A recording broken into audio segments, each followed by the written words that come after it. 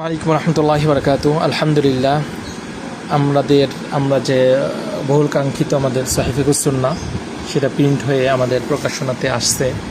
এটা দেখতে পাচ্ছি আমরা চতুর্থ খণ্ড, আমাদের পাঁচটি খণ্ড হবে সেটা আপনারা জানেন।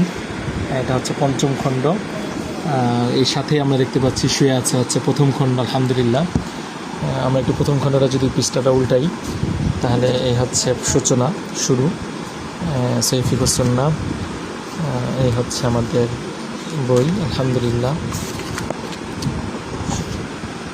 বইটার প্রচ্ছদ করেছেন ইয়াসিন আরাফাত। ক্যালিগ্রাফি হচ্ছে মাদ্রাসা মুহাম্মাদিয়া আরাবিয়ার এক শিক্ষার্থী আব্দুর রউফ, কভারের ক্যালিগ্রাফিটা মূলত। আর এই হচ্ছে অনুবাদক পরিষদের যারা ছিলেন তাদের পৃষ্ঠা। আর এটা হচ্ছে যারা সম্পাদনা পরিষদ ছিলেন সম্মানিত উস্তাদবৃন্দ তাদের পৃষ্ঠা এটা। আলহামদুলিল্লাহ। আর এটা হচ্ছে অভিমত দিয়েছেন শেখ ডক্টর শহীদুল্লাহ খান মাদানী হাফিজাহুল্লাহ। তার মূল্যবান অভিমত এখানে রয়েছে।